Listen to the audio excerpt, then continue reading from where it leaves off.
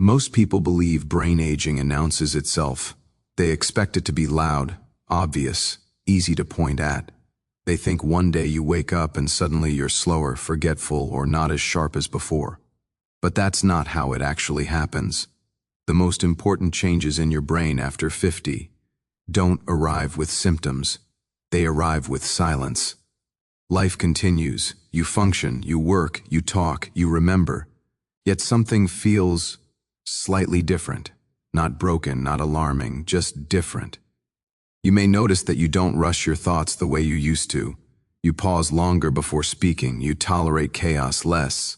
Noise feels heavier than it once did.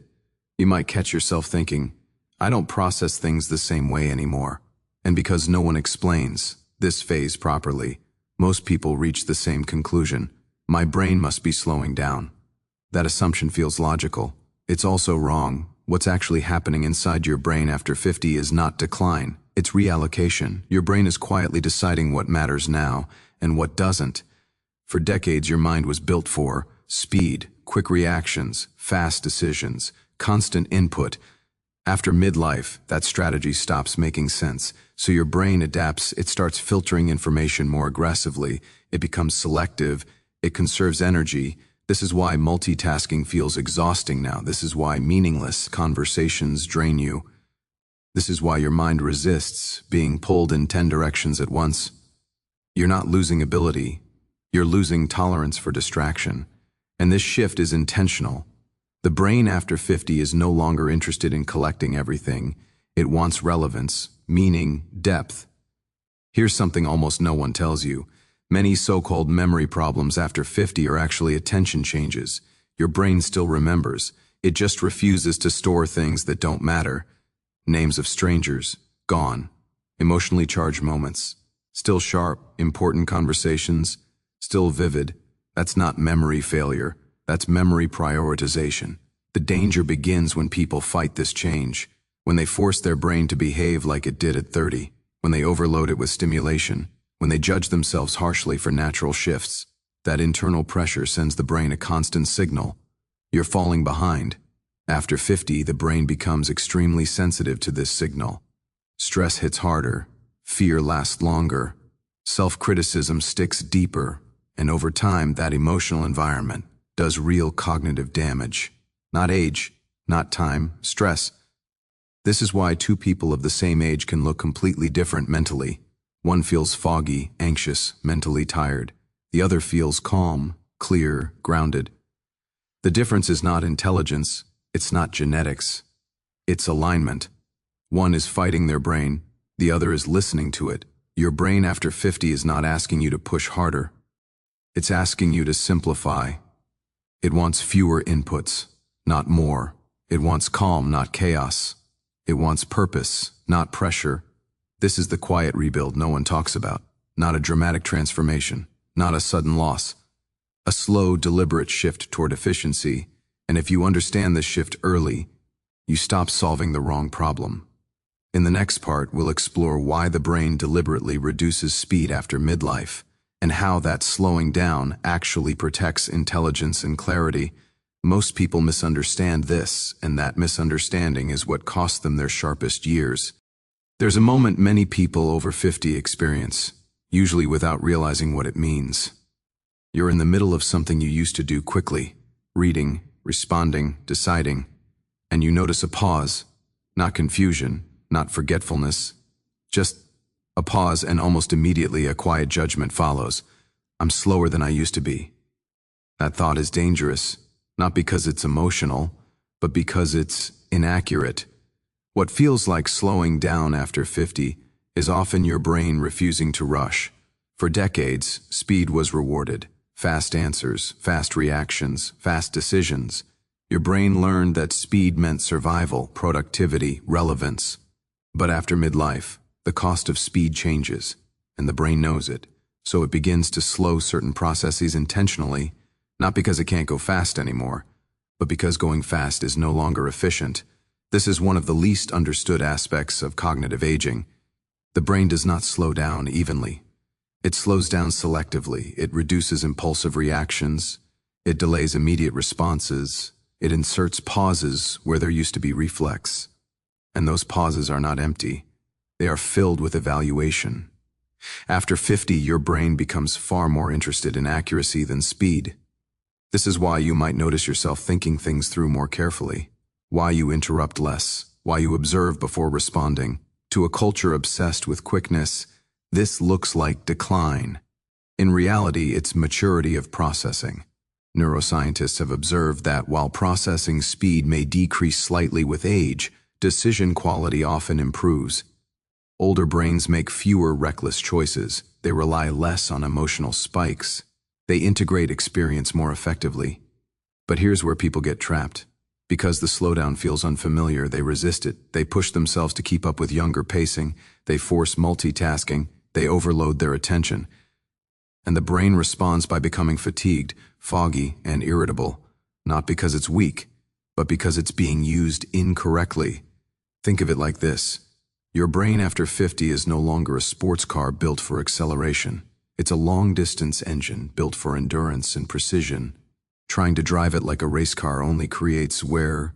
This is why so many people say they feel mentally exhausted even when they're not doing much. It's not the amount of activity. It's the type of activity. Fast switching, constant alerts, shallow stimulation. These things demand speed, and the mature brain resists them. That resistance is often misinterpreted as inability, but it's actually a boundary. Your brain is saying, this is no longer worth my energy. And that boundary, when respected, becomes a strength. When ignored, it becomes stress. Here's an uncomfortable truth. Many people don't lose mental clarity after 50. They lose alignment. They continue feeding their brain the same environment it tolerates. In youth, and wonder why it no longer responds well. After midlife, the brain becomes extremely sensitive to context. Not just what you think, but how you live. Noise, crowds, pressure, constant urgency. These used to be manageable. Now they feel draining. And instead of listening to that signal, many people override it. They push harder. That's when problems begin, because chronic pressure activates the brain's threat system. And when the threat system stays active for long periods, cognitive flexibility decreases, memory becomes less accessible, focus narrows, creativity shuts down, people blame age. But the real cause is unresolved stress combined with misused speed.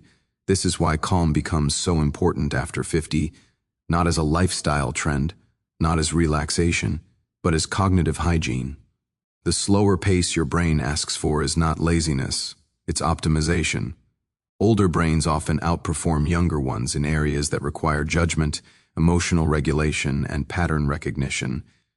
They see consequences sooner, they sense risk earlier, they understand nuance better. But these strengths only appear when the brain is allowed to operate at its natural rhythm. When you rush it, you bury them. There's another subtle change most people miss. After 50, your brain becomes far less tolerant of meaningless goals. You may notice a drop in motivation for things that once excited you. That's not apathy. That's discernment. Your brain now asks a different question. Why does this matter? If it doesn't find an answer, energy drops, focus disappears. This is often misdiagnosed as depression or cognitive decline. In many cases, it's neither. It's the brain refusing to invest in emptiness. This is why purpose becomes non-negotiable after midlife, not ambition, purpose. When the brain senses meaning, clarity increases dramatically. When it doesn't, fog appears. That's not accidental. The mature brain is built to protect itself from wasted effort. Speed without meaning is wasted effort. This is why slowing down mentally often leads to deeper thinking. When you give your brain space, it integrates information more fully. Ideas connect, memories stabilize, emotions regulate. This is why many people report clearer thinking during quiet moments, walking, sitting, reflecting. After 50, the brain is finally operating the way it prefers. The tragedy is that many people interpret this preference as weakness. They apologize for pauses. They judge themselves for not being fast. They push through exhaustion. That internal criticism is more damaging than age itself. Because after 50, the brain listens closely to how you speak to yourself. Self-trust strengthens cognition. Self-doubt erodes it. This is one of the biggest dividing lines between people who stay mentally strong and those who struggle. One group adapts their expectations, the other fights reality, and the brain always sides with reality. If you're over 50 and you've felt this slowdown, this pause, this shift, it's not a warning sign. It's an invitation to stop chasing speed and start cultivating clarity, to stop multitasking and start prioritizing, to stop proving and start aligning. In the next part, we'll explore how memory actually rewires itself after 50, why forgetting is often part of strengthening, not losing, your mind. Most people misunderstand memory at this stage, and because of that misunderstanding, they sabotage it. There is one fear that almost everyone over 50 carries quietly. They don't always say it out loud, they joke about it, they minimize it, but it's there, forgetting, a name that doesn't come instantly, a word that sits just out of reach, an appointment you meant to remember, and almost immediately a thought follows. Is something wrong with my memory? For many people, that thought doesn't stop there, it grows. What if this is the beginning of decline? What if this gets worse? What if I'm losing myself? This fear is powerful, and it's understandable, but it's also deeply misinformed because forgetting after 50 is not always a problem. In many cases, it's a feature. Memory does not work the same way after midlife, and expecting it to behave like it did at 30 is one of the biggest mistakes people make. Here's the truth most people never hear.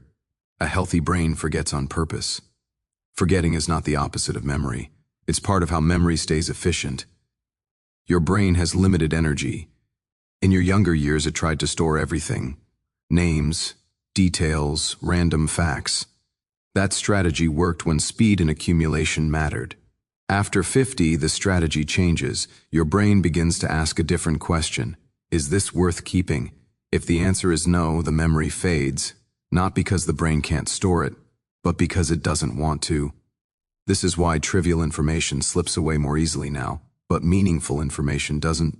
You may forget where you placed your keys, yet remember conversations that mattered years ago with incredible clarity. That's not damage. That's prioritization. The mature brain is not interested in clutter. It wants significance. One of the biggest myths about memory is that it's a storage system.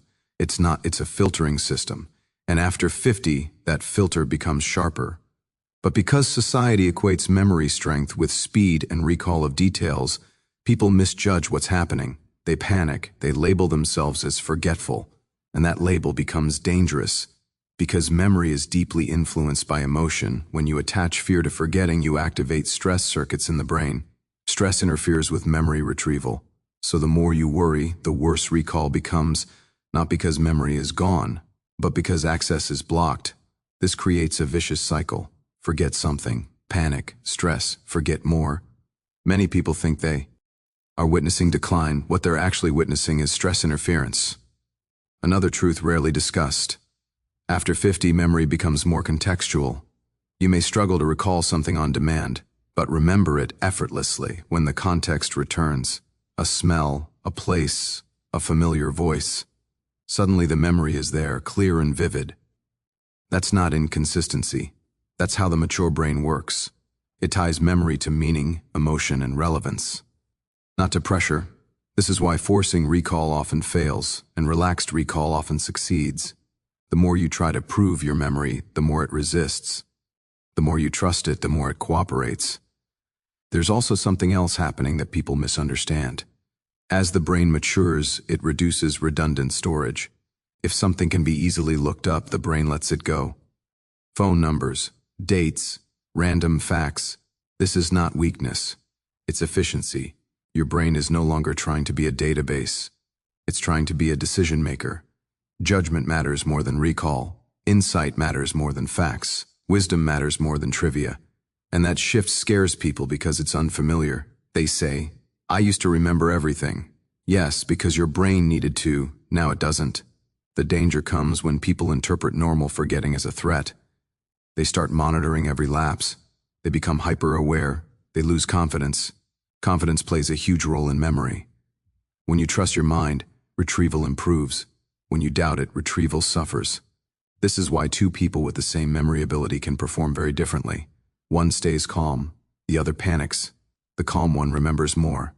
There is also a deeper layer to memory after 50 that few people recognize. Your brain becomes less interested in isolated facts and more interested in patterns. You may not remember every detail of a conversation, but you remember how it felt, what it meant, what it revealed. This pattern-based memory is incredibly powerful.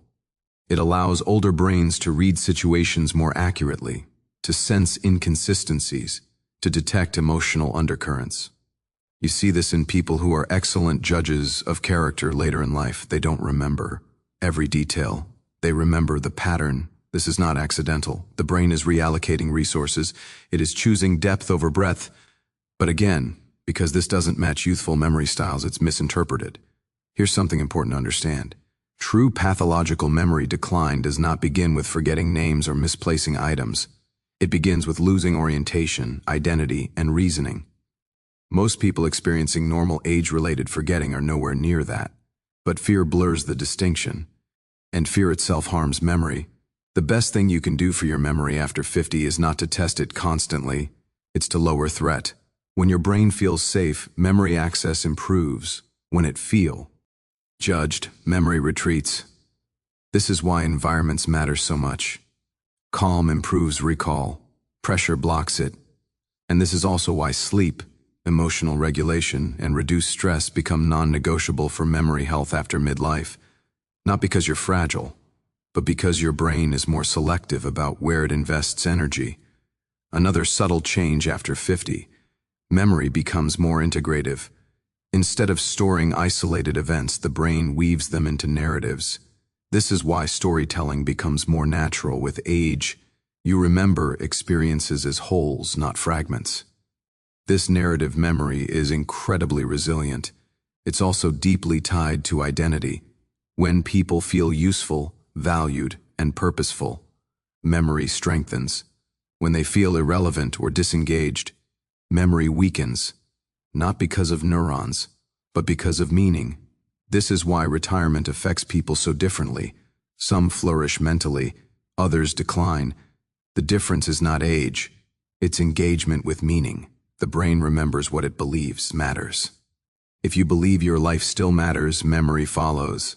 If you believe your best years are behind you, memory fades faster, not because it's gone, but because it's underused.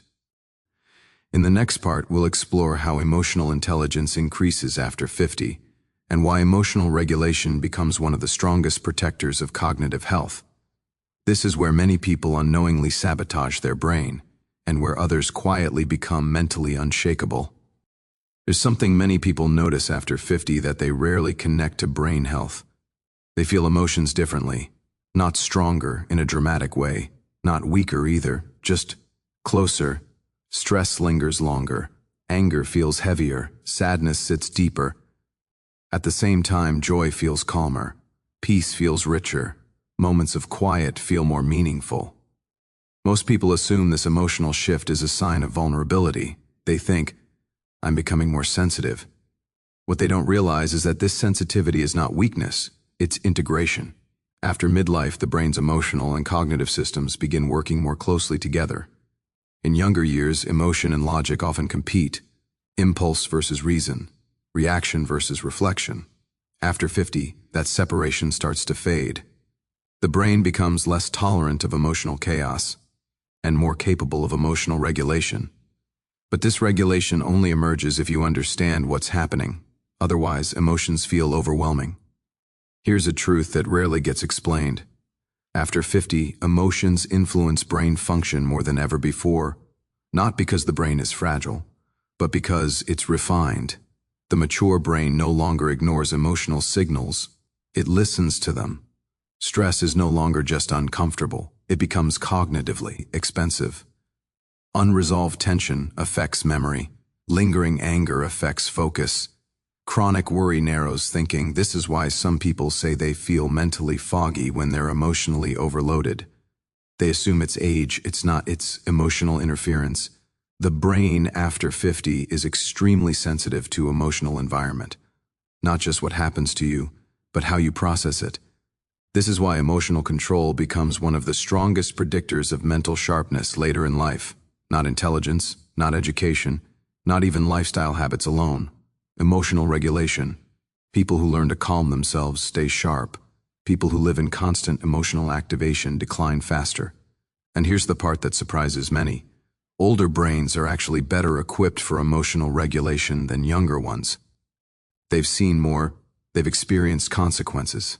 They understand patterns. The problem is not ability, it's awareness. Many people carry emotional habits from their 30s into their 50s. Constant urgency, self-criticism, pressure to perform. But the brain no longer tolerates that environment. It pushes back. And when it does, people misinterpret that pushback as mental decline. In reality, the brain is asking for a different relationship. After 50, emotional regulation stops being optional. It becomes structural. Stress hormones have a stronger cognitive impact now. Cortisol interferes with memory formation. Adrenaline narrows attention. When these systems are constantly activated, clarity suffers. This is why calm people often appear sharper, not because they're smarter, but because their brain is not on day. Our threat. Threat changes everything. When the brain senses threat, emotional, social, psychological, it shifts into survival mode. In survival mode, creativity drops, memory access narrows, long-term thinking weakens. This is useful in emergencies. It's destructive as a lifestyle. Many people live in low-level threat after 50 without realizing it. Worry about health, fear of becoming irrelevant, anxiety about the future. These thoughts quietly activate stress circuits, and over time they reshape the brain, not through age, but through repetition. This is why mindset matters so much after midlife. Not in a motivational way, in a neurological way. Your brain listens to the emotional tone of your thoughts. If the tone is fear, the brain contracts. If the tone is trust, the brain expands. Emotional intelligence after 50 is not about controlling feelings. It's about not letting them hijack cognition. This is where many people make a mistake. They try to suppress emotions. That backfires. The mature brain doesn't want suppression. It wants acknowledgement and resolution. Unprocessed emotion stays active. Processed emotion releases energy. This is why people who reflect, talk, write, or think deeply often feel mentally lighter. They're not unloading feelings. They're closing loops. Closing emotional loops frees cognitive resources. That's brain health. Another important shift after 50, the brain becomes more sensitive to meaning-based emotions. Shallow pleasure loses its appeal. Surface-level excitement fades quickly, but fulfillment lasts longer. This is why people over 50 often crave meaningful connection over stimulation. Your brain is guiding you toward emotional environments that support long-term clarity. When you ignore that guidance, mental fatigue appears. When you follow it, stability grows. This is also why toxic environments feel unbearable now.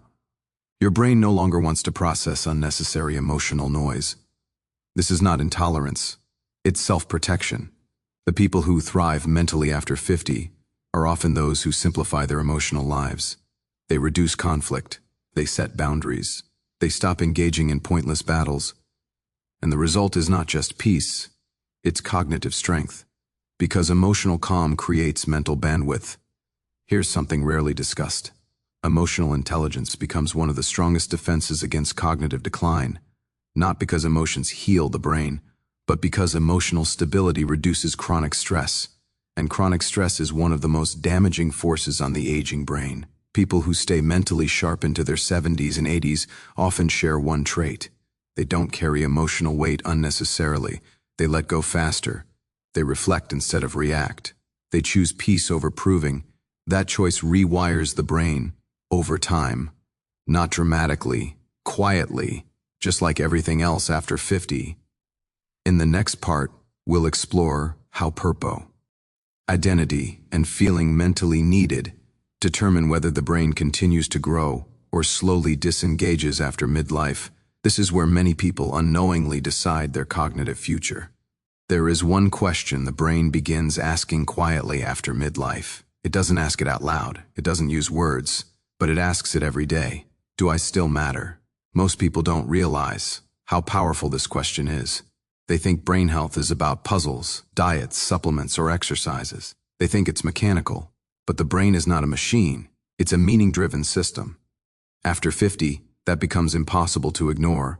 In earlier decades, your brain was pushed forward by external demands, work, family, deadlines, responsibilities. Even when life felt stressful, it gave the brain direction. After midlife, many of those external pressures soften or disappear, and when they do, the brain looks for something else. Purpose, not ambition, not competition, purpose. When the brain feels needed, it stays engaged. When it feels unnecessary, it slowly disengages. This is one of the most uncomfortable truths about cognitive aging, and one of the most important. Many cases of mental decline are not caused by age, they are caused by disengagement. When people retire without replacing structure, when they stop feeling useful, when days lose meaning, the brain responds, not immediately, not dramatically, quietly. Attention drops, motivation fades, memory weakens, not because neurons are dying, but because relevance is disappearing. The brain remembers what it believes matters. If it believes you still matter, it invests energy. If it believes nothing depends on you anymore, it conserves. This is why two people of the same age can have completely different cognitive trajectories. One keeps growing mentally, the other slowly withdraws. The difference is not intelligence, it's identity. After 50, the brain becomes deeply tied to how you see yourself. If you see yourself as past your prime, the brain accepts that instruction. If you see yourself as evolving, contributing, and relevant, the brain adapts upward. This is not motivation talk. This is neuroscience. Neural circuits strengthen when they are used with intention. They weaken when they are abandoned. Purpose keeps circuits active. Without it, the brain has no reason to invest energy. This is why learning new things after 50 works best when they are meaningful. Random stimulation doesn't help much. Purpose-driven learning does. Teaching, mentoring, creating, problem-solving. These activities signal to the brain, I am still needed, and the brain responds by staying flexible. Another shift happens after midlife that many people misinterpret. The brain becomes less interested in proving and more interested in contributing. You may notice that competition feels empty now. Recognition matters less, but impact feels satisfying. This is loss of drive. It's maturation of drive. The brain has moved from ego-based motivation to meaning-based motivation. When people resist this shift, they feel restless and disconnected. When they embrace it, clarity returns. Purpose after 50 doesn't have to be grand. It doesn't need to be public. It just needs to be real. Something that makes you feel mentally engaged. Something that uses your experience. Something that gives your brain a reason to stay awake. This is why people who stay mentally sharp often have routines that involve contribution. They read with intention. They reflect. They advise. They build, not for applause, but because it keeps their mind alive. There's also a quiet danger that many people fall into. They begin defining themselves only by what they used to be. Former roles, past achievements. The brain doesn't grow in the past, it grows in the present. When identity becomes static, cognition follows. When identity remains flexible, the brain adapts. This is why curiosity matters so much after 50. Not curiosity for novelty, but curiosity for understanding, asking better questions, thinking deeper thoughts. The brain loves that, and it responds with clarity. The final piece many people miss is this. The brain after 50 grows best in environments of calm purpose. Not pressure, not urgency, calm purpose. This is where everything comes together. Slower speed, selective memory, emotional regulation, meaning they are not separate changes, they're part of one redesign. Your brain is not winding down, it's streamlining. It's letting go of what no longer serves you, and strengthening what does. If you fight that process, life feels harder. If you align with it, life feels clearer. This is why people who understand their brain after 50 often say something surprising. I feel more myself now than ever before. Not younger, not faster, but more grounded, more intentional, more mentally present. That's not decline, that's arrival. Your brain is not asking you to go back, it's asking you to go deeper. And if you answer that call, your mind doesn't just survive the years ahead, it continues to evolve, quietly, powerfully, on its own terms. If this way of understanding the brain after 50 resonated with you, you're not alone. This channel exists for people who refuse the false story of decline and choose clarity instead. Your brain is not finished, it's simply asking you to listen.